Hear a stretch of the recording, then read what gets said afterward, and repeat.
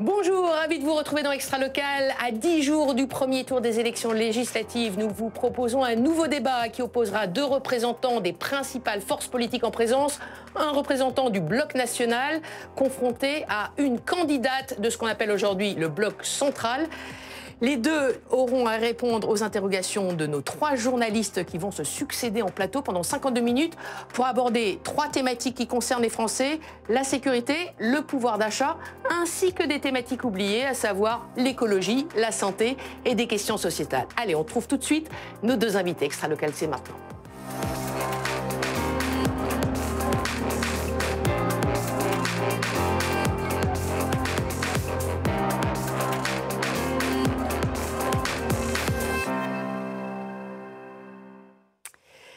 Et je vous présente donc tout de suite mes deux invités. Rachel Flore-Pardo, merci d'être avec nous. Merci. Vous êtes avocate spécialiste de cyberharcèlement et des violences sexistes et sexuelles, candidate donc ensemble majorité présidentielle dans la 5e circonscription de Paris. Bonjour. Merci, merci de m'inviter. Vous serez confrontés pendant une petite heure, 20 minutes chacun, il y a des chronomètres qui vous suivent, à Mathieu Vallet. Bonjour madame. Bonjour, ex-commissaire de police, eurodéputé, fraîchement élu sous la bannière Rassemblement National. Merci de votre invitation. Les présentations sont faites, le débat va être lancé. Juste avant de démarrer notre première thématique, à savoir la sécurité et la justice, qui vous concerne tous les deux, vous êtes des spécialistes, je vous propose de regarder ce journal des campagnes signé Roselyne Pagès.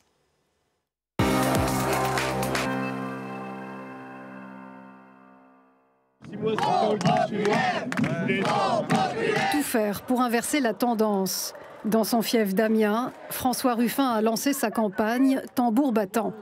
Pas une minute à perdre pour le candidat sortant LFI, car dans cette circonscription de la Somme, le RN est arrivé en tête au scrutin européen avec 37,44% des voix.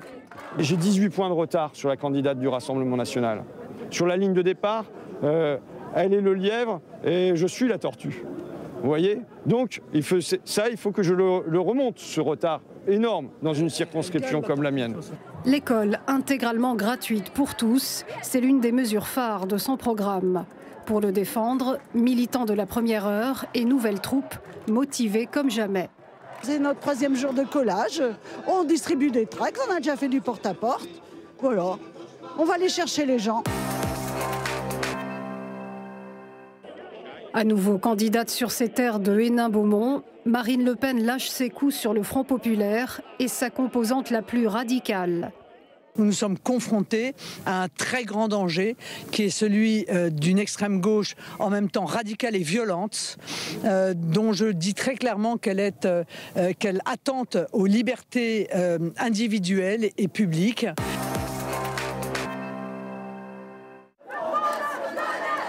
2500 manifestants à Tours et une jeunesse contre une autre. Celle-ci est venue crier son rejet du RN et porter les couleurs du nouveau Front populaire. Pourtant, dans les urnes, 30% des 18-34 ans ont glissé un bulletin Bardella le 9 juin dernier.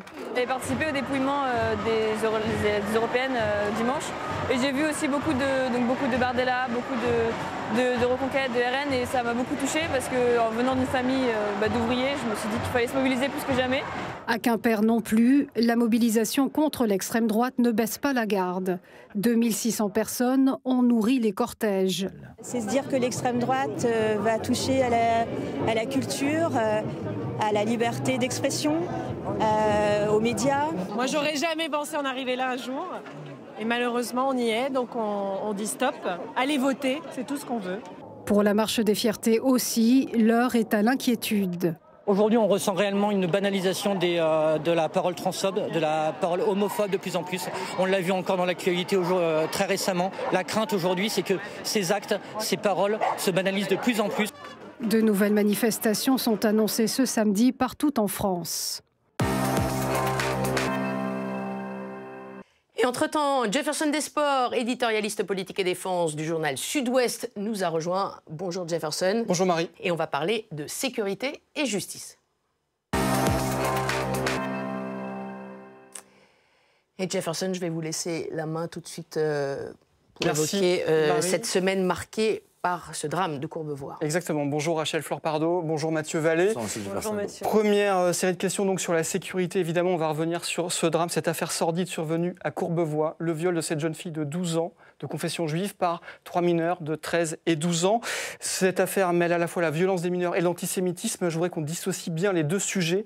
On va commencer avec la violence des mineurs. Mathieu Vallée, comment lutte-t-on contre ce phénomène? Le président de la République a mis sur la table une proposition, l'atténuation de l'excuse de minorité. Ma question sera la suivante et je poserai la même à Rachel Flor-Pardo. Faut-il condamner en dessous de 16 ans? Il faut un signal fort. Nous, ce qu'on demande, c'est qu'on supprime l'excuse de minorité pour les personnes mineures de 16 à 18 ans. Donc, jusqu'à 16 ans, il y a une excuse de minorité qui est prévue par les codes. Nous, ce qu'on demande, c'est que de 16 ans à 18 ans, on soit jugé comme un majeur. Pourquoi? Parce que le délinquant de 2024 n'est plus le délinquant de 1945. On constate qu'on a des délinquants de plus en plus jeunes et de plus en plus violents. Donc c'est une mesure principale qu'on propose, c'est celui de rendre automatique la suppression de l'excuse de minorité pour les 16-18 ans, de manière à ce qu'on ne soit pas concerné par la justice mineure qui aujourd'hui est trop longue. Et quid des 13-16 ans? Là, c'est pas concerné évidemment des 13-16 ans. Moi d'abord, j'apporte, vous dites on dissocie les deux, je commence quand même par l'essentiel, j'apporte mon soutien à cette jeune victime de 12 ans qui a sa vie brisée et qui s'en remettra pas, parce que quand on atteint votre chair, votre intimité avec des actes de cruauté, de barbarie et de torture tels qu'elle les a vécus, racontés par vos confrères journalistes, j'estime que ces sauvages qui ont commis cet acte sont irrécupérables. Comment voulez-vous que les deux individus sur trois qui ont 12 ans et le troisième 13 ans soient récupérables après avoir été mis en cause et mis en examen et mis en détention pour avoir violé une fille, tenu des propos antisémites? C'est quelque chose de nauséabond et je veux dire qu'aujourd'hui, à mon avis, cette victime fait les frais d'une stigmatisation des juifs et d'une importation du contrôle sur la terre. Mais d'abord, Rachel Flor-Pardo, vous êtes avocate, vous êtes spécialiste de ces questions-là. La violence des mineurs, ça concerne tout le monde, c'est dans la société. Comment on y répond? J'aimerais d'abord quand même dire un mot. J'aimerais avoir une pensée pour cette petite fille qui a été violée. J'aimerais avoir une pensée pour ses proches qui vivent un drame absolu. Et vous disiez que cette affaire touchait à deux sujets, la violence des mineurs et aussi l'antisémitisme. Mais elle touche aussi, je crois, aux violences sexistes et sexuelles. Et je crois que c'est important de le rappeler parce qu'un viol, ce n'est pas n'importe quel crime. C'est un crime bien souvent de domination des hommes sur les femmes. Et c'est là aussi la particularité de cette affaire. Donc maintenant, s'agissant de la violence des mineurs, eh bien nous, notre position, la position de la majorité, c'est très clair. C'est qu'en effet, aujourd'hui, il n'y a pas une augmentation de la violence des mineurs, mais peut-être qu'il y a une différence, un changement. Peut-être qu'en effet, il y a des actes plus violents qui sont commis par des mineurs. Et face à cela, en effet, il faut agir. Il faut agir. Et dans notre programme, nous portons deux propositions. En effet, la question de l'excuse de minorité, mais aussi la question de la comparution immédiate pour les mineurs. Évidemment, ça doit aller avec une augmentation des moyens de la justice, parce que l'enjeu, c'est comment on gère cette justice d'urgence. Est-ce qu'on donne vraiment les moyens? Et j'aimerais quand même rappeler... en mesure de faire face ou pas, Rachel Flor-Pardo? Je rappelle que vous êtes avocate. Bien sûr, je suis avocate. Écoutez, on a des moyens, il faut qu'on les utilise. Je rappelle quand même que ce gouvernement est le gouvernement qui a le plus augmenté le budget de la justice, avec une augmentation de 10 000 magistrats greffiers, avec aussi une meilleure formation des professionnels de justice, notamment à cette question qui est tellement spécifique que sont les violences sexistes et sexuelles. Donc on avance sur ces questions-là. Évidemment, ce n'est pas satisfaisant. Évidemment, c'est un drame terrible. Mais on met des moyens sur la table et on va continuer à en mettre. C'est le sens de mon engagement dans cette campagne législative aujourd'hui. Vous avez le droit effectivement de débattre. Je réponds. Puisque c'est un débat.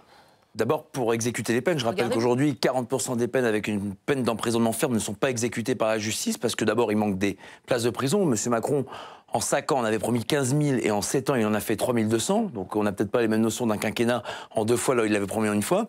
Ensuite, nous, ce qu'on propose, c'est de créer des véritables centres éducatifs fermés de manière à ce que, aujourd'hui, vous avez des établissements pénitentiaires pour mineurs ou des quartiers pour mineurs dans les prisons de manière à pas mélanger tout le monde, ni dans l'âge, ni dans les infractions. Nous, ce qu'on veut, c'est des centres éducatifs fermés où ils exécutent une peine isolée entre mineurs sur lesquels on développera ce système parce qu'aujourd'hui, il fait cruellement défaut. Et j'ajoute que pour la justice, des comparutions immédiates, le problème, c'est qu'avec un taux d'exécution faible, et M. Darmanin le reconnaît dans une vidéo sur les réseaux sociaux qu'il a publiée le week-end dernier, eh ben, si vous avez une peine qui est prononcée mais qui n'est pas exécutée, vous contribuez à rendre la réponse pénale laxiste et inopérante et du coup à ne pas dissuader les futurs potentiels délinquants à passer à l'acte. Justement, Rachel Flor-Pardo, est-ce que là-dessus, vous sur les peines sur les places de prison qui ont été... C'est un engagement en effet de la majorité présidentielle qui est de construire 15 000 places de prison. Celles-ci sont en cours de construction, c'est-à-dire que c'est en train d'être fait. C'est un engagement qui a été pris pris et qui sera atteint avant 2027. C'est cela, l'engagement de la majorité présidentielle, la construction de ces places de prison. En effet, et on entend dans le récit... Mais on ne promet pas 15 000 places si on sait qu'on ne peut pas les construire. On est en train de les construire, elles sont construites avant 2027. Il ne fallait pas faire une promesse pour 5 ans. Madame, il faut être honnête dans la parole publique. Et moi, ce que j'aimerais quand même dire, c'est qu'on entend sans cesse du Rassemblement national dire que la justice serait laxiste. J'ai parlé de réponse pénale. La réponse pénale, si vous voulez, serait laxiste. On n'a jamais eu autant de personnes en prison, jamais. Donc au bout d'un moment, c'est quoi? C'est qu'il y a beaucoup de délinquants. C'est donc bien que la réponse pénale est ferme. Non, mais c'est bien madame... cela le résultat. C'est que la réponse pénale est ferme et que la justice est au rendez-vous des maux de la société. En tout cas, dans cette campagne, la sécurité est un sujet central. Je reviens sur la deuxième partie de cette affaire de Courbevoie, c'est l'antisémitisme. La question se pose directement à vous, Rassemblement national, parce que Jordan Bardella a dû retirer son soutien à un de vos candidats dans le Morbihan après ce tweet. Le gaz a rendu justice aux victimes de la Shoah. Alors l'intéressé a commencé à changer de version. Comment peut-on se prévaloir de lutter contre l'antisémitisme et avoir des candidats pareils? Mathieu Vallée. Mais je trouve que le parallèle que vous faites est douteux. On parle d'une fille qui s'est fait violer. Je rejoins ma concurrente sur le fait que c'est un crime abject et qui est absolument pas anodin. Moi, j'ai été policier 20 ans, donc la lutte contre... Ça, c'est le sujet. Je termine ma réponse si vous me le permettez. Donc la lutte contre les violences sexistes et contre les agressions sexuelles, moi, je ne l'ai pas commenté, je l'ai vécu.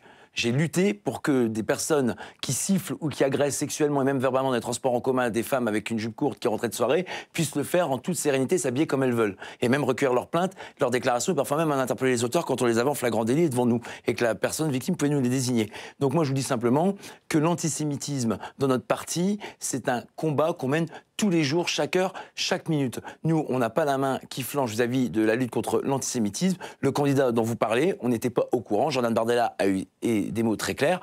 Quand il s'agit de mettre en lumière cette affaire, il a été viré, on ne votera pas pour lui. Et si on pouvait le désinvestir, ce que légalement on ne peut pas faire, on le ferait également. Mais moi, j'ai aucune ambiguïté sur ce sujet-là. C'est le combat de ma vie et je suis rentré aussi dans la police nationale pour ça. Pas d'ambiguïté? Je crois que comme sur beaucoup de sujets, aujourd'hui, le Rassemblement national avance un petit peu masqué. Moi, je ne suis pas de ceux qui croient qu'aujourd'hui, le Rassemblement national serait l'allié des Juifs. Et d'ailleurs, je crois que ce n'est pas un hasard si c'est parmi les rangs du Rassemblement national qu'on découvre aujourd'hui qu'un candidat investi a pu tenir des propos qui rappellent le détail de l'histoire de Jean-Marie Le Pen. Donc ce n'est pas un hasard. Quand on a un passé aussi lourd en lien avec l'antisémitisme, quand on a une histoire aussi lourde en lien avec l'antisémitisme, on ne s'en débarrasse pas par quelques belles phrases sur les plateaux télé.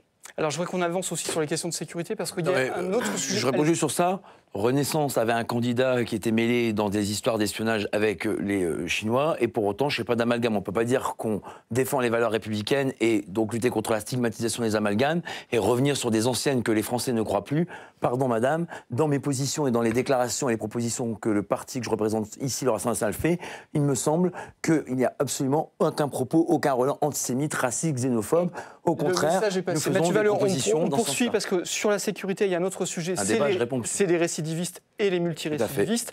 Le président de la République, dans un entretien à la presse, un déjeuner avec la presse quotidienne régionale, a annoncé vouloir lutter, être plus ferme sur les multirécidivistes, les récidivistes, avec des comparutions immédiates, des peines immédiates. Comment on traite ce problème-là ?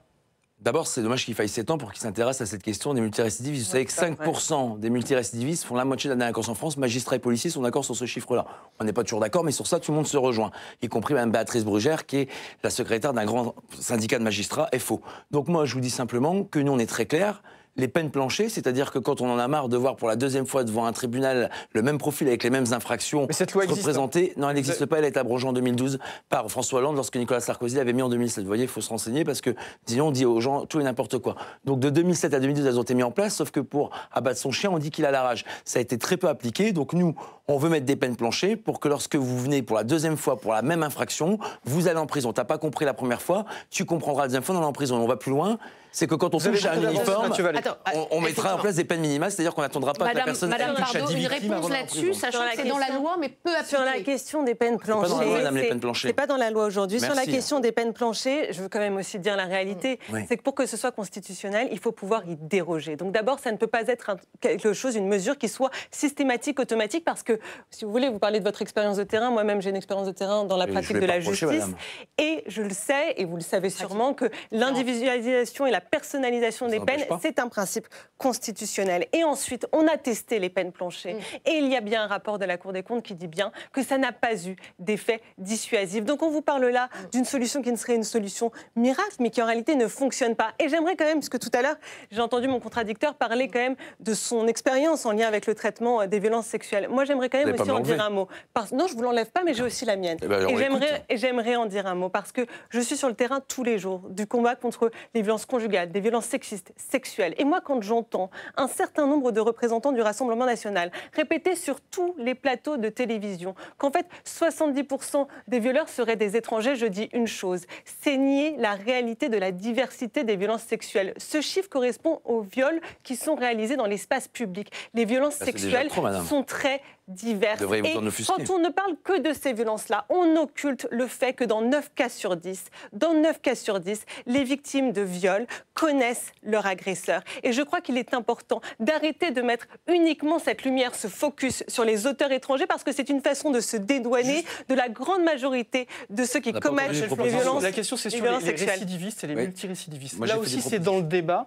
Qu'est-ce que vous allez proposer? Comment on y répond? C'est une question que les Français se posent tous les jours. J'ai fait une proposition. Vous avez répondu. Une proposition qui ne fonctionne pas. Je crois que ça fonctionne pas. M. Darmanin qui était chez M. Sarkozy, pourtant était favorable.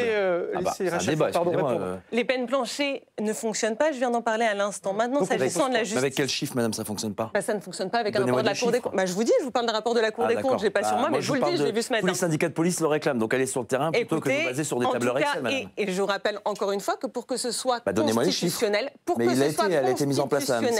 faut pouvoir y déroger. Ça ne peut jamais être appliqué automatiquement, systématiquement. Non, excusez-moi, je ne crois pas être dans l'arrogance, je rappelle simplement un principe qui est un principe constitutionnel, mais peut-être que la Constitution, un peu comme l'état de droit, vous n'en avez rien à faire. Peut-être que c'est ça. Vos prédécesseurs étant suivis, je l'en fais. Donc, les récidivistes, on en fait quoi? Je crois qu'il faut absolument continuer d'œuvrer pour que notamment en prison, on puisse aider les personnes derrière à se réinsérer. Je crois qu'il y a une chose, la sanction, oui, mais il faut aussi derrière accompagner à la réinsertion dans la société. C'est un problème aujourd'hui qu'il y ait autant de récidives après une sanction pénale et notamment après une peine de prison. Donc il faut continuer à augmenter les moyens. Ça passe aussi par la construction des places de prison dont je vous parlais et à augmenter les moyens plus largement pour permettre cette insertion après la condamnation. Le programme est clair. Renaissance pense d'abord aux voyous à les réinsérer. Nous, on pense d'abord aux victimes dans la procédure pénale actuelle. Moi, j'ai été le premier témoin de cette anomalie judiciaire. Les victimes sont les laissés pour compte du système judiciaire. On ne vous accompagne pas, on ne vous suit pas. Ce gouvernement a tellement... Madame, vous devrez fréquenter plus souvent les commissariats, vous verrez ce que les victimes vous racontent. On ne fréquente pas les mêmes, madame. Je suis dans les commissariats, j'accompagne des victimes. Vous devrez les rencontrer plus souvent. Et j'accompagne des victimes. Et je ne vous laisserai pas dire que rien n'est fait pour accompagner les victimes aujourd'hui. Qui a fait, dans le cadre des violences conjugales, les téléphones grave danger, les bracelets anti-rapprochement? Qui a fait l'ordonnance de protection très rapide en 6 jours et maintenant en 24 heures? C'est le gouvernement actuel. Qui a allongé les délais de prescription? Qui a créé des présomptions de non-consentement pour les violences sexuelles sur mineurs? C'est le gouvernement actuel. Je ne vous laisserai pas dire qu'aujourd'hui, il n'y a pas de choses qui sont faites pour protéger les victimes. Il y a encore énormément à faire, mais je ne vous laisserai pas dire. J'aurais aimé que vous commenciez par respect pour la mémoire de celles qui sont tombées. Vous auriez d'autres mesures à ce niveau-là? Comment? Vous auriez d'autres mesures? Oui, sur les féminicides aujourd'hui, le problème, c'est qu'on a encore des marges de progression dans la formation des policiers. On a des brigades de protection de la famille dans les commissariats qui sont sous-dotées. On a un parcours de la victime qui n'est pas encore très fléché partout parce qu'il manque des structures d'aide aux victimes, des structures psychologiques, des structures d'accompagnement. Et qui les crée depuis des années, ces structures? C'est pas le gouvernement actuel? Là, au 1er juillet, je termine juste sur ça, au 1er juillet, M. Dupond-Moretti fait passer une réforme de la garde à vue qui va alourdir le travail des enquêteurs. Les enquêteurs préféraient plus de temps à s'occuper des femmes victimes plutôt qu'à remplir des formulaires et à faire des procès-verbaux qui n'arrangent ni les droits des personnes mises en cause, ni ceux des victimes. Je commence à être fatiguée d'entendre que le Rassemblement national, et j'ai vu une vidéo récente de Jordan Bardella qui faisait un appel aux femmes comme quoi ce serait le parti qui protégerait les femmes. Moi, je veux dire quelque chose de très clair et qu'on peut voir quand on regarde tous les pays où l'extrême droite est au pouvoir. Chaque fois que l'extrême droite est au pouvoir, les droits des femmes reculent. Ici, en ce moment, aujourd'hui, le Rassemblement national, l'extrême droite avance masquée. C'est simple, il suffit de regarder ce qu'ils disent. Ils disent un jour quelque chose, l'autre jour le contraire. On le voit, on l'a vu en Pologne, on l'a vu en Hongrie, en Italie.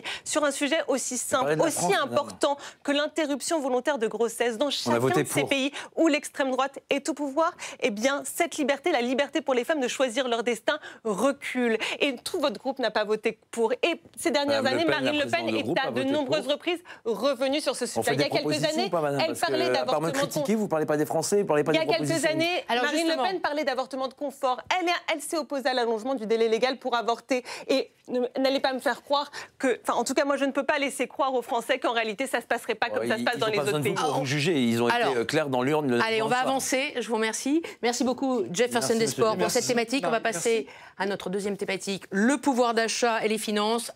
Après ceci, un micro-trottoir sur l'abstention. Est-ce que vous allez voter aux prochaines élections législatives? Non. Ouais. J'hésite encore. Oui, encore à réfléchir. Dans le 93, près de 2 personnes sur 3 ne sont pas allées voter aux élections européennes. C'est le plus haut taux d'abstention de France. On leur a demandé pourquoi. Je pense un manque de confiance, que ce soit le PS ou même le Rassemblement national. Je pense que c'est la même. Je pense que rien ne va changer. Eux, ils sont députés, ils sont ministres, tout ce que vous voulez. Ils touchent des sommes qu'on n'aura jamais. On ne sait plus sur qui élire, savoir si oui ou non les paroles vont être tenues. Bilan négatif. Droite, gauche, mais je dis pas que je n'irai pas voter et qu'il ne faut pas aller voter, au contraire. Est-ce que vous allez voter aux prochaines législatives? Ouais. Pourquoi? Je pense que c'est évident, là, blocage RN à fond. Vraiment juste ça. Est-ce qu'autour de vous, vos amis, vos proches votent? Non, pas du tout, je pense pas. Les banlieues sont pas vraiment pris en considération dans tout ce qui va être système politique. Et moi, j'ai toujours habité dans le 93, donc qu'est-ce qui est fait à part pour embellir le 93 pour les JO? J'ai un petit garçon, donc dans quelle France je vais le voir grandir? Il y en a qui sont mon âge et qui ne votent pas parce que pour eux, leur vote, il ne va pas changer grand-chose. Alors que du coup, c'est tout le contraire. Il faut qu'on entende nos voix, il faut qu'on entende ce qu'on pense et ce qu'on veut pour la France. On a des droits en France et il faut en profiter, il faut continuer à voter. Il faut inciter tous les jeunes à aller voter, c'est très important. Entre-temps, Luc Bourriane, rédacteur en chef de La Nouvelle République, nous a rejoint pour la deuxième thématique. Je vous précise le temps de parole pour chacun. Mathieu Vallet, vous êtes à 6 minutes 43. Rachel Fleur-Pardo à 7 minutes 29. Donc un léger temps d'avance. Je laisse la main tout de suite à Luc Bourriane. Après ceci, pouvoir d'achat, finances, retraite. C'est maintenant.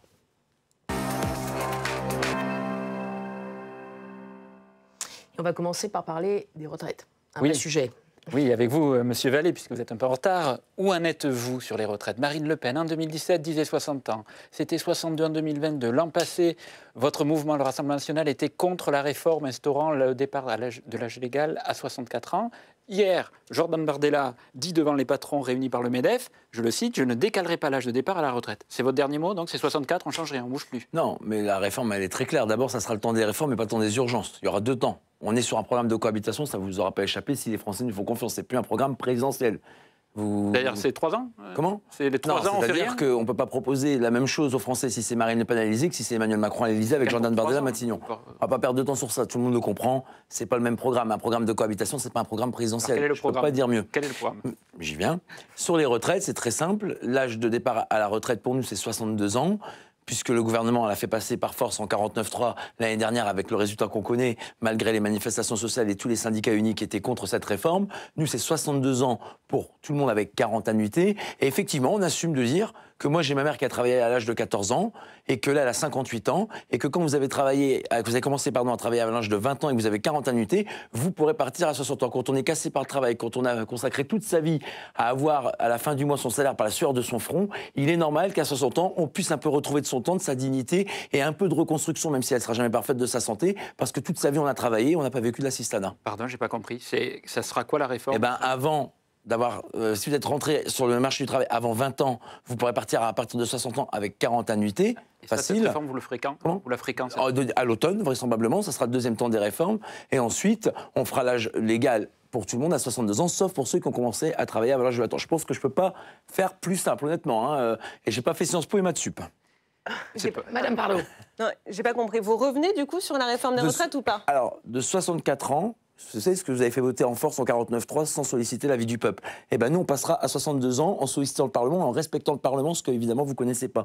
Et ensuite, pour ceux qui ont commencé sur le marché du travail à 20 ans, je ne peux pas faire mieux, je peux le dire 4 fois ou 5 fois, vous partirez à 60 ans dès lors que vous avez 40 annuités. Donc, je n'ai pas fait maths sup, mais si vous travaillez à 14 ans... Alors, finalement, on va dire que vous êtes sur le retour à la retraite à 60 ans, d'après ce que je comprends, même si ce n'est pas très clair, parce que vous êtes revenu tellement de fois 62 ans pour tout le monde, 60 ans, c'est à peu près le même programme que Jean-Luc Mélenchon. C'est un coût entre 40 et 50 milliards d'euros par an. En fait, c'est simple. Ici, c'est avec le Rassemblement national, c'est l'élection. Ensuite, les Français passeront à l'addition parce qu'il n'y a pas 36 façons de financer ce coût-là. 40, 50 milliards d'euros par an. C'est soit vous augmentez les charges, soit vous baissez les pensions. Cette majorité, elle assume une chose, elle assume d'avoir dû revoir ce régime des retraites, tout simplement pour assurer des pensions décentes à tous les retraités en France. Et c'est aussi pour cette raison que nous proposons aujourd'hui l'indexation des retraites sur l'inflation. Ah oui, est-ce qu'on en reste là ou est-ce que, parce qu'on a vu que Emmanuel Macron soulignait que l'équilibre n'était pas complètement atteint, on sait que vous êtes allié avec Édouard Philippe qui il y a un temps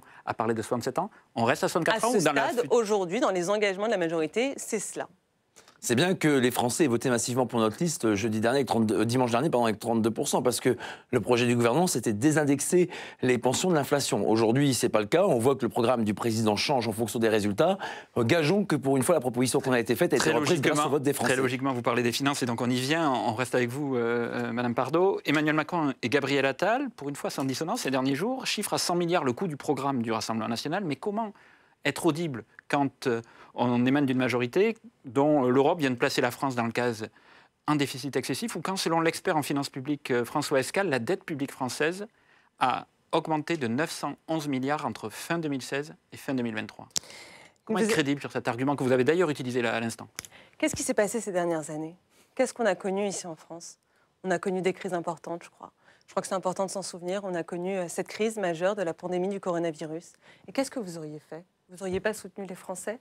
Vous ne les auriez pas aidés? C'est ce qu'a fait le gouvernement. C'est ce qu'a fait le gouvernement avec ce quoi qu'il en coûte, en aidant des entreprises, en aidant des foyers à tenir le coup pendant la crise. C'est aussi grâce à l'Union européenne qu'on a pu les aider, grâce à ce plan de relance qu'il me semble, votre groupe n'a pas voté au Parlement européen. Et tout cela, évidemment, ça a des conséquences aujourd'hui sur les finances françaises. Mais justement, l'enjeu aujourd'hui, c'est de réduire ce déficit, de continuer à agir.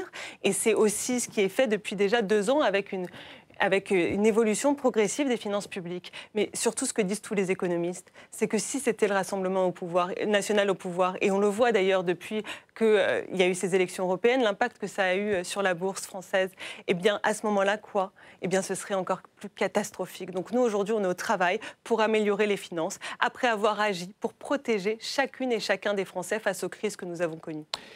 Ma mère disait souvent, me veut tard que jamais. Au bout de 7 ans, c'est bien de réaliser que 1000 milliards de dettes sur 3200 milliards, il est temps de se retrousser les manches et de faire en sorte que le budget de la dette, qui est le 2e budget d'État après l'éducation nationale, doit lourdement inquiéter, sachant que si les taux remontent, on pourra encore avoir plus d'intérêts et de sommes à rembourser.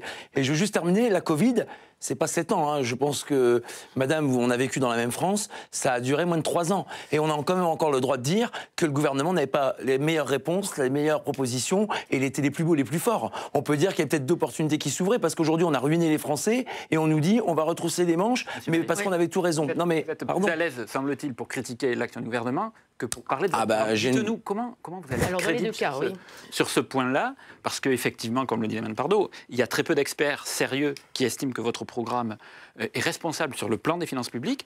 Vous avez bien vu le président du MEDEF lui-même, Patrick Martin, qui estime que le programme du Rassemblement national, je le cite, est dangereux pour l'économie française. D'abord, pardon, monsieur, de vous dire que ce n'est pas les experts qui font le vote en France, c'est les Françaises et les Français qui votent dans l'urne.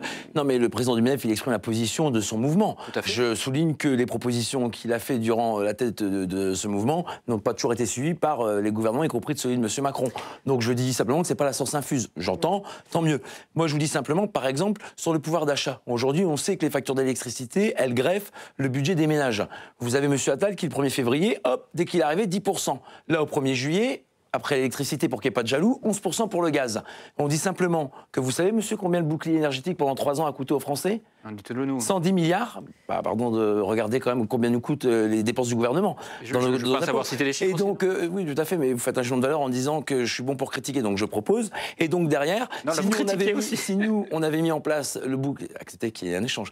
Si nous, on avait mis en place le bouclier énergétique, pas comme le fait le gouvernement, mais en faisant la TVA de 20 à 5,5, je reprends les chiffres qui ne sont pas les nôtres, c'était 24 milliards. En 2 ans, 24 milliards, ça fait 48 milliards. Le bouclier énergétique du gouvernement, ça fait 110 milliards. Donc vous voyez, on n'a pas fait maths sup, mais on aurait peut-être pris des décisions qui auraient concerné tous les Français et dont aujourd'hui ils ne bénéficient plus puisque le bouclier énergétique est terminé. Donc c'est un petit tour et puis ils s'en vont. Et puis on ne peut pas dire aux gens, on a tout bien géré et derrière, il faudra que nos générations futures remboursent les intérêts de la dette. Ma question pour reparler justement de la dette, quelles sont vos solutions à tous les deux pour résorber cette dette qui atteint effectivement 3 000 milliards? Vous, monsieur Vallet, et également votre réponse, madame Pardo. On taxera les super profits, on reviendra sur des niches fiscales. Je pense par exemple à la taxe sur les armateurs qui représente 2 milliards d'euros. L'aide médicale d'État, 1,5 milliard d'euros. On la transformera, elle se muera en aide médicale, en urgence médicale, c'est-à-dire qu'on soignera les maladies les plus graves et les plus importantes et tous les autres soins médicaux, on les prendra plus en charge. Quand on sait qu'il y a un Français sur 3 qui aujourd'hui se prive de soins parce qu'il n'en a pas les moyens, c'est important de le dire. On reviendra également sur certaines dépenses, notamment celles liées aux collectivités locales. On privatisera l'audiovisuel public qui coûte 4,5 milliards d'euros. Donc on augmentera la facilité, la simplification des avoirs criminels qui représentent aujourd'hui 1,5 milliard, dont je pense qu'on peut quasiment doubler, voire tripler les saisies vu le trafic de drogue en France. Donc vous voyez, c'est des propositions concrètes. Je pense que je vous satisfais, monsieur. Je ne veux pas être dans la critique et qui sont chiffrées. Et je peux en faire d'autres. On est actuellement en train de faire un toilettage, dont lundi qui arrive, Jordan Bardella tient dans une conférence de presse. Donc effectivement, c'est dur. Mais nous, on ne dépensera pas l'argent des Français par la fenêtre. Et en plus, on fera des économies justes sans sacrifier le pouvoir d'achat des Français. Madame Pardo, la majorité. Oui. Parce que vos propositions, j'espère que vous aussi vous en ferez. Alors vos propositions, effectivement. Notamment pour le pouvoir d'achat. Simplement pour le pouvoir d'achat, c'est au cœur. Sur le pouvoir d'achat, c'est au cœur de nos propositions. C'est-à-dire qu'en fait, ce qu'on veut, c'est quoi? C'est permettre aux Français de gagner plus et de dépenser moins. Et là-dessus, on a des propositions qui sont très concrètes. D'abord, il y a des choses qui ont été faites ces dernières années. On ne peut pas dire que rien n'a été fait pour augmenter le pouvoir d'achat des Français. Quand on supprime la taxe habitation, eh bien, tous les Français l'ont ressenti. Quand on, derrière, supprime la redevance audiovisuelle, tous les Français l'ont ressenti. Écoutez, on a fait des choses. Évidemment, ce n'est pas parfait. Et on va continuer. C'est pour ça qu'aujourd'hui, on fait une nouvelle proposition. Et je finis de répondre simplement à la question qui m'a été posée. Il y a aussi cette question de l'augmentation de la prime Macron une prime à 10 000 défiscalisée qui touche plusieurs millions de Français. Aujourd'hui, le plafond, il est à 3 000 euros. Ça passera à 10 000 euros demain. Et ensuite, l'enjeu, c'est quoi? C'est aussi de réduire les dépenses des Français en faisant baisser notamment le coût de l'électricité de 15%. Il serait temps. Eh bien oui, mais c'est notre engagement pour l'hiver prochain. En 2 ans, on est au travail. On veut aussi rénover 300 000 logements, vous l'avez dit, aider la rénovation énergétique. Ça aussi, ça va aider les Français au portefeuille. Et on a aussi de nombreuses autres propositions. L'exonération des droits de mutation pour les primo-accédants. Et bien sûr. Et donc vous allez faire en 3 ans ce que vous n'avez pas fait en 7 ans. Mais pas du tout, parce que je viens de vous dire qu'on avait fait des choses, monsieur Vallet. 45% d'augmentation des factures d'extrait en 2 ans. Vous avez bien travaillé. Et la taxe d'habitation, elle n'a pas été supprimée. Oui, que les collectivités locales doivent rattraper sur d'autres impôts, notamment la taxe foncière. Vous prenez à Paul que vous rendez à Jacques. Donc c'est pas sérieux, madame. Écoutez, je crois que vous avez voté contre l'annulation, la suppression de la taxe d'habitation. Pourtant, je crois que les personnes qui nous regardent peut-être l'ont ressenti. Peut-être que ça a augmenté un petit peu leur pouvoir d'achat. On a aussi travaillé. On ne vit pas dans les mêmes foyers. Comment les faire avec la réduction de la dette? La réduction de la dette. Nous, on travaille et pour améliorer les finances. Qui a quand même baissé la Bien sûr, et Bruno Le Maire est au travail. Bruno Le Maire a multiplié les annonces ces derniers jours pour justement expliquer qu'on allait réduire notre déficit, qu'on s'engageait pour cela, en proposant d'abord, tout simplement, en ayant un programme qui est censé. Nous, notre programme, il est chiffré, il est budgété, il n'est pas à 140 milliards d'euros, parce qu'on a conscience qu'en effet, il y a une difficulté budgétaire en France. Et donc, en effet, on a trop dépensé parce qu'on a aidé les Français, notamment pendant les crises. Vous avez toujours raison, vous avez toujours fait tout le monde, vous êtes plus beau, plus fort, j'ai bien compris, madame. C'est pas ce que je vous dis, je vous explique. Un peu de modestie avec les milliards de dettes. Attendez, arrêtez. Écoutez, c'est pas moi qui ai pris des décisions qui ont coûté 1000 milliards. J'ai pas entendu une proposition de baisse. Quel poste, madame? Moi, j'en ai fait 5, j'en ai fléché 5. J'entends pas des propositions où les Français vont devoir serrer la ceinture pour faire des économies. Juste, je vous demande même 2 exemples. Vous demandez des cas concrets chez moi, je vous en demande aussi, c'est normal. Je vous donne un exemple, par exemple, la réforme des retraites qu'on a passée, c'est pour faire quoi? C'est pour aussi permettre au système de tenir. C'est parce que vous, dans votre programme, vous proposez une série de mesures. Vous mélangez le système de retraite qui dépend de la sécurité sociale avec les dépenses de l'État, madame. Ça n'a rien à voir. Monsieur Vallet, de votre côté, on n'a pas bien saisi non plus. Quelles étaient l'action que vous alliez mener pour baisser la dette publique? C'est bien de venir au secours de la représentante de Renaissance. Je ne viens pas au secours, on pose des questions des deux côtés. Non, mais je vous ai répondu. Je viens de vous donner plein de pistes. Non, vous avez parlé de ce que vous alliez faire pour le pouvoir d'achat, mais non, je vous ai dit les pistes d'économie, monsieur. Vous rigolez ou quoi? Oui. Je vous ai donné plusieurs pistes. Il a répondu sur les Si vous avez répondu... Non, mais dites donc, si vous étiez exigeant avec les oppositions comme vous l'êtes exigeant, je vais bientôt vous donner la seconde, le jour, le mois des économies qu'on va faire. Je vous ai donné 5 par exemple, vous avez parlé de... C'est pas le cas de mon adversaire. Qu'est-ce qu'il vous faut de plus, monsieur? Dites-moi. Si je peux vous aider. Un peu, par exemple, sur l'audiovisuel public. Vous aviez... Mais monsieur, tous les chaînes de services... Non, mais tous les chaînes... Vous allez la privatiser. Oui. Vous avez aussi vu qu'il y avait une complexité législative là-dessus, que ça allait prendre beaucoup de temps. Vous êtes sûr de pouvoir le faire dans les 3 ans? Mais c'est génial dans ce pays, c'est qu'en fait les Français peuvent exprimer leur choix par le vote, donc les programmes qu'on propose, et derrière on leur dit c'est pas possible, donc on vote pas. C'est pour ça que les gens, 1 sur 2, ne vont pas voter. Il faut arrêter de dire que c'est pas possible. Moi, je vous explique, monsieur. Aujourd'hui, toutes les chaînes privées fonctionnent très bien avec la publicité. Qui c'est qui a enlevé les réclames après 20 h sur la chaîne du service public? C'est monsieur Sarkozy. J'ai pas entendu beaucoup de voix s'élever. Nous, ce qu'on dit simplement, c'est qu'on fait confiance à l'audiovisuel public. Donc, si on le privatise demain, il vivra des recettes publicitaires, il vivra des groupes comme aujourd'hui qui composent la presse française, et on leur fait confiance. C'est être dans la défiance que de croire qu'ils n'arriveront pas à fonctionner eux-mêmes alors qu'ils proposent des produits de qualité. Après, oui, j'ai un souci. Quand monsieur Bardella est traité de ballon de baudruche par un journaliste de France Info, j'estime qu'il y a un parti pris et qu'il n'y a pas une impartialité qui est assurée lorsqu'on va sur les plateaux. On vous a entendu juste une mesure forte pour réduire la dette, effectivement, Madame Pardo. Une mesure forte, je vous l'ai dit. Enfin, pour moi, aujourd'hui, c'est l'enjeu, c'est de réduire la dette, en effet, des Français. Et le gouvernement est au travail pour avancer sur ces questions-là. Quelles mesures? Je vous dis, il y en a de nombreuses dans notre programme qui sont une forte. Eh bien, écoutez, il y en a de nombreuses. Ils veulent notamment baisser toute une série de choses. OK. Bon, je n'ai pas compris comment on allait faire des économies. Je crois que le temps de parole est effectivement en votre faveur. Donc, on va passer à notre 3e et dernière thématique. Je vous remercie, Merci Luc. À vous, monsieur. On va désormais parler des thématiques oubliées de cette campagne, l'écologie, la santé, les questions sociétales. Après ceci, à savoir les préparatifs en urgence et compliqués de cette campagne de législative anticipée. Elle tourne à plein régime pour imprimer feuille après feuille tous les documents de campagne. Pour une élection comme celle-ci, on va faire plus d'1 million de bulletins de vote. Et après, les professions de foi, grosso modo, c'est la moitié, 500 000. Et donc, en fait, la machine est capable de produire 15 000 feuilles à l'heure. Un rythme effréné, impossible à anticiper. Dans cette imprimerie, la production fonctionne quasiment jour et nuit depuis jeudi dernier. Face à l'urgence, tous les salariés sont mis à contribution. D'habitude, les élections, on les prévoit facilement 1 ou 2 mois avant. Là, il a fallu faire ça en 2 jours. La plus grosse problématique, ça a été de trouver le papier. Parce que déjà, lundi, on ne savait pas du coup combien on aurait de candidats. On n'avait pas les quantités, on n'avait aucune info. Donc, il a fallu prévoir le papier. Après les européennes, les isoloirs n'ont pas été rangés, car les mairies doivent organiser les législatives en un temps record.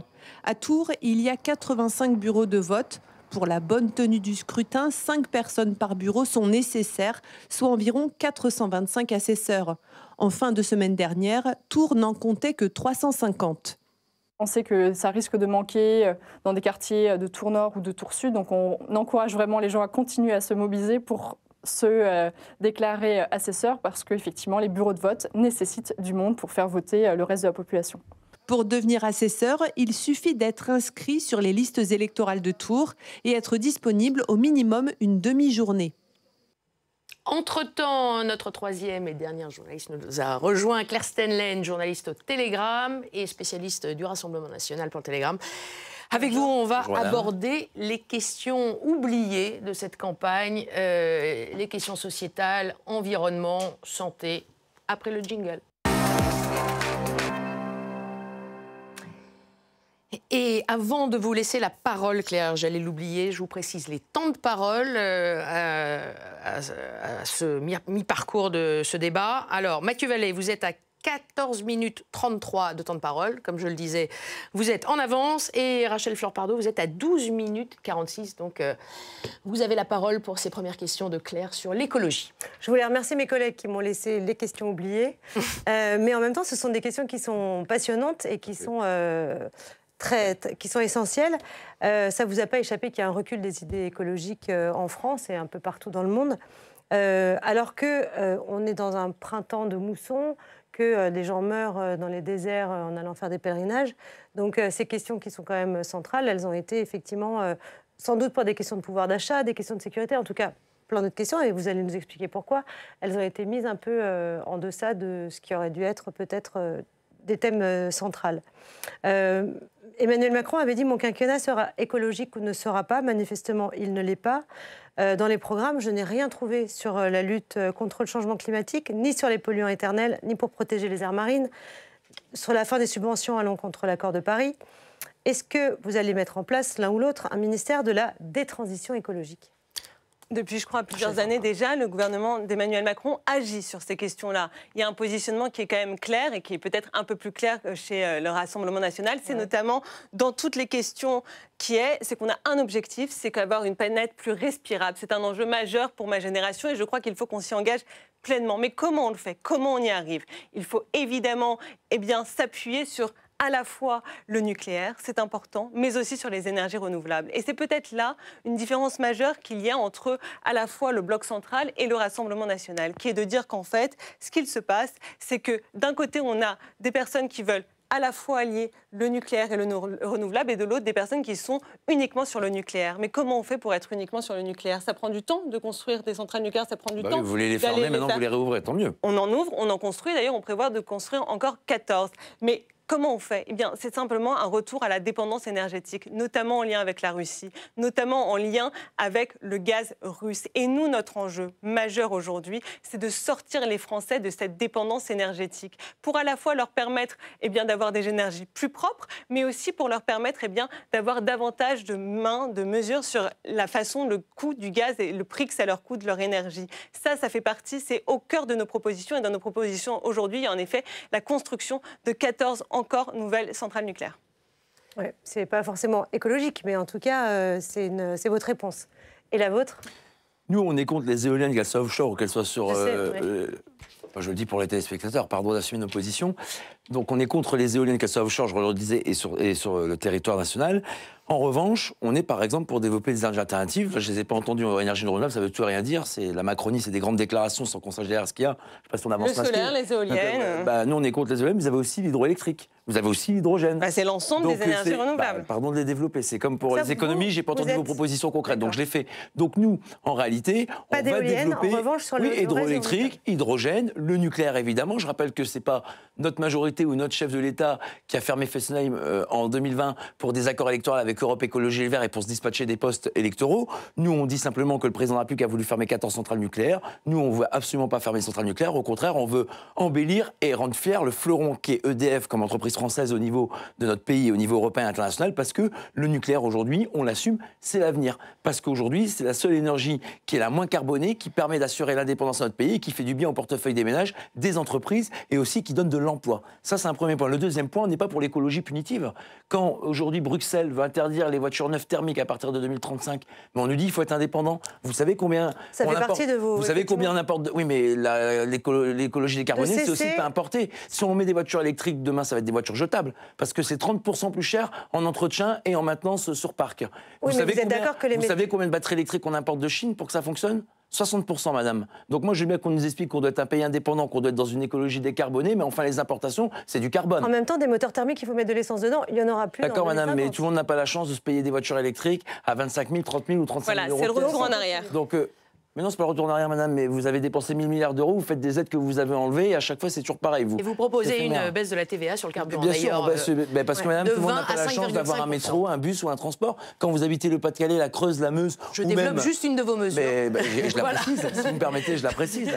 C'est le débat. Bon. Et donc, du coup, je dis simplement que ces gens-là qui ne peuvent pas rentrer chez eux ou ne peuvent pas aller au travail, c'est normal qu'ils puissent utiliser la voiture. Moi, je ne suis pas pour punir les gens et les rendre responsables. Je suis pour qu'ils puissent avoir une vraie écologie, par exemple sur le plastique, par exemple sur les produits bio qui font passer des produits phytosanitaires sans pour autant qu'on détruise nos agriculteurs. On ne peut pas dire on va sur les barrages en janvier aider nos agriculteurs et derrière surnormer et faire les fauchetons de l'Europe en allant plus loin que ce que les règles européennes imposent. Monsieur Vallée, vous êtes en avant sur votre temps de parole, 2 minutes de retard pour Madame Pardo. Je vous propose d'enchaîner avec la santé. Avec la santé aussi. Alors ça tombe bien parce que j'ai oublié de cette campagne. J'ai bien étudié ce que vous proposez également.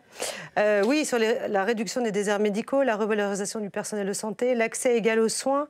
Ces mesures-là, elles ne sont pas très concrètes. Comment est-ce que vous pouvez donner à nos téléspectateurs des éléments très concrets? J'ai vu qu'il y avait un élément concret, c'est la mutuelle à 1 euro. La mutuelle santé à 1 euro, je crois que c'est important de le rappeler. Elle existe déjà, elle va être développée, elle va être accessible à toutes les personnes qui aujourd'hui ne peuvent pas avoir de mutuelle santé. Voilà, on porte une mutuelle santé à 1 euro. Mais ensuite, sur les déserts médicaux.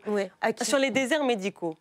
Sur les déserts médicaux, qu'est-ce qui se passe? On a un sujet majeur en France, c'est le nombre de médecins. C'est le numerus clausus qu'on a eu pendant tant d'années qui a limité la formation, le nombre de médecins formés sur notre sol. Le nombre d'élèves. D'abord, supprimer le numerus clausus pour doubler le nombre de médecins. Il a été supprimé. Et l'objectif, mais former des médecins, ça prend des années. On le sait, c'est une formation qui s'étend sur plusieurs années et je crois que c'est très important aujourd'hui de le dire. Nous, notre objectif, il est clair. On veut doubler le nombre de médecins en France parce qu'en effet, oui, la santé, c'est un sujet de préoccupation majeure des Français et c'est à raison. Et d'ailleurs, on porte aussi d'autres enjeux, c'est-à-dire que c'est notamment un sujet qui était important pendant la campagne des européennes, le financement de la recherche, essayer d'aller vers de grands plans de financement européen pour faire en sorte qu'on arrive à trouver en Europe des solutions les hôpitaux face à des maladies importantes. Évidemment que c'est un enjeu majeur, le financement des hôpitaux. Et au sujet de la santé et de la recherche, parce que je veux quand même en dire un mot, parce que ce n'est pas un gouvernement qui n'a rien fait ces dernières années sur la santé, et notamment sur un sujet qui est d'importance, c'est la santé des femmes. Parce que pendant des années, et je crois que c'est important de le dire, la santé des femmes a été négligée par la recherche. Là, il y a des et ce gouvernement, il a mis sur la table des enjeux majeurs, comme en effet l'endométriose qui touche de trop nombreuses femmes. Il y a aussi d'autres enjeux dont a commencé à parler le président de la République. L'enjeu, c'est évidemment d'aider aussi à répondre aux difficultés de fertilité. On a aussi apporté des réponses à celles et ceux qui étaient obligés d'aller dans des pays voisins pour avoir accès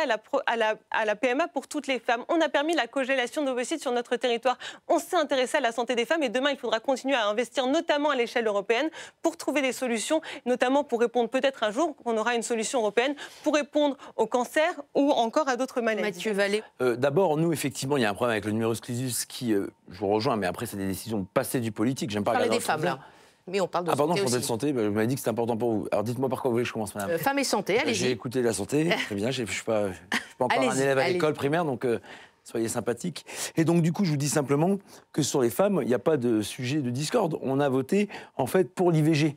Madame Marine Le Pen, le groupe a voté... Je n'ai pas interrompu, madame. Alors, je vous laisse finir et je réagirai. La Macronie, c'est faire des promesses comme quoi, dans la Charte des droits fondamentaux de l'Union européenne, on va mettre ce droit qui, en fait, contrevient au traité sur l'Union européenne, le TFUE.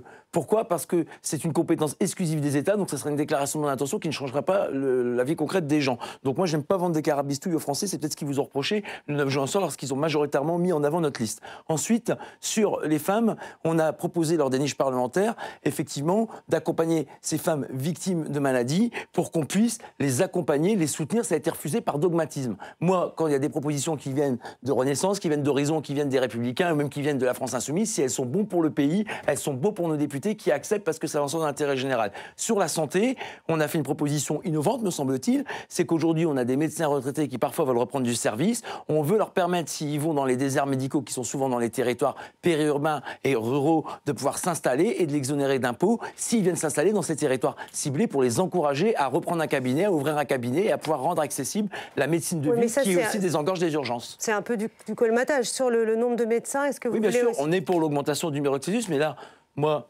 Et l'appel à des médecins étrangers. Comment ? L'appel à des médecins étrangers. Mais madame, quand vous avez des choix désastreux qui ont été faits depuis des années, évidemment que quand vous avez des gens compétents qui veulent travailler et qui viennent occuper un secteur en tension, comme la médecine ou même des chirurgiens, on ne va pas refuser aux gens d'être soignés par des médecins qui viennent de l'étranger. Mais le sujet, c'est effectivement comment on recrute, comment on met dans les hôpitaux et dans les structures spécialisées. Vous avez vu que pour aller en dermatologie, ou en gérontologie, les délais, ou même l'ophtalmologie, les délais sont exorbitants. Donc on peut faire des mutuelles à 1 €. Si on n'a pas des praticiens ou des spécialistes pour s'en occuper, ça veut dire grand-chose. Et pardon.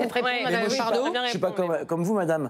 Vous voyez, je vous rejoins sur le numerus clausus. Je ne dis pas qu'avec nous, on va le supprimer et que tout de suite, on aura des médecins. Mais vous, dans votre bouche, je le vois depuis le début, je le dis et j'en terminerai là, vous avez en permanence le mot Rassemblement national. Ayez le mot français dans la bouche. Parce que ce qui compte pour vous, c'est pas notre parti.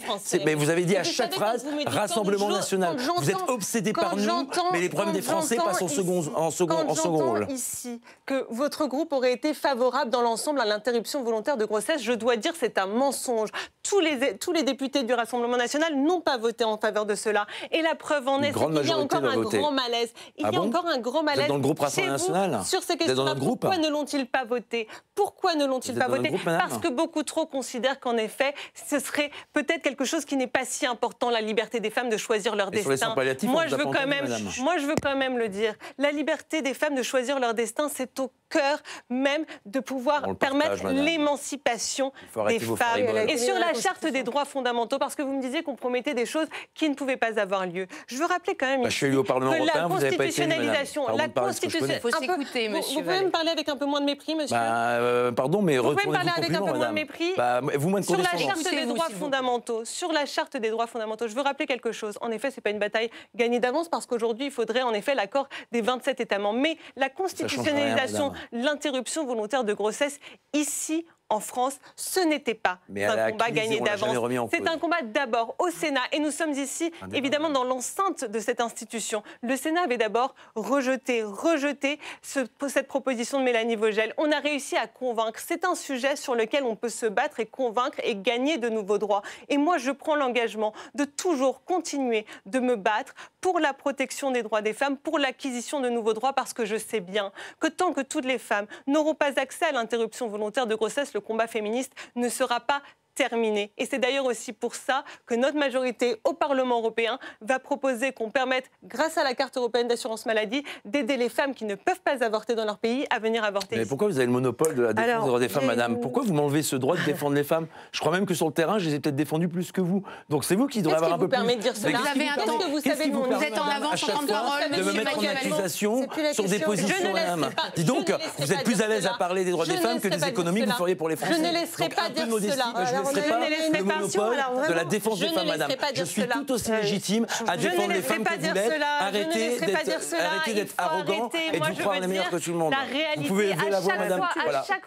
La Macronie, si on parle au-dessus des gens, on écrase les gens, on les écoute pas. Là, personne s'écoute, là. Personne s'écoute et on n'a pas d'infos, les téléspectateurs ont pas d'infos. On n'a plus beaucoup de temps. C'est dommage de lever la voix pour imposer ses idées. On recule en temps de parole. Est-ce qu'on passe à la culture ou à une question plus sociétale, pour terminer? Si vous voulez. Dommage, on n'a pas parlé des soins palliatifs. C'est dommage. C'est vrai. On n'a pas beaucoup de temps. Sur les grandes questions oubliées, on a noté aussi la culture. Alors, le RN, vous êtes uniquement sous l'angle du patrimoine. Globalement, quand le RN parle de la culture, c'est l'angle du patrimoine. Et dans la majorité présidentielle, j'ai rien trouvé. Donc, quelles vont être les grandes décisions que vous allez prendre l'un ou l'autre en fonction des élections qui arrivent? Madame Pardo. Madame Pardo. Depuis des années, la majorité présidentielle agit pour aider le milieu de la culture. Je veux rappeler encore qu'à un moment qui a été particulièrement compliqué. Non, mais il faut dire ce qu'on fait depuis des années pour le milieu de la culture, parce qu'au bout d'un moment, on ne cesse de nous reprocher de n'avoir rien fait, comme s'il n'y avait pas de bilan, comme s'il n'y avait pas une majorité qui était en responsabilité depuis 7 ans. Alors oui, tout n'est pas parfait, mais on ne peut pas dire qu'on n'a pas agi. Et il y a des moments où la culture a eu besoin d'aide. Je pense évidemment à la pandémie, je pense à l'aide qui a été apportée aux différents acteurs du secteur culturel. Et ça, c'était important. Et sur la culture, évidemment que c'est une priorité. Je pense notamment à l'éducation. J'aurais aimé peut-être qu'on en parle un petit peu plus. Mais en effet, la place de la culture à l'école, la place de la sensibilité à ces enjeux-là, c'est absolument sur les écrans, essentiel. Vous avez parlé des écrans, oui, sur les écrans. Et quand on parle de culture, c'est important d'en parler. Parce que la culture, c'est aussi ce qui nous permet de nous éduquer, c'est aussi ce qui nous permet d'apprendre des choses. Et on ne peut pas nier qu'aujourd'hui, une grande partie de la culture passe par le numérique, passe par ce qu'on voit sur les réseaux sociaux. Et ce sont des secteurs aujourd'hui pour lesquels il y a encore des difficultés de régulation. Mais nous sommes, première thématique sur la sécurité. Mais nous sommes alors, est-ce que vous êtes pour le contrôle des réseaux sociaux? Évidemment que je suis favorable à cela, parce que quoi?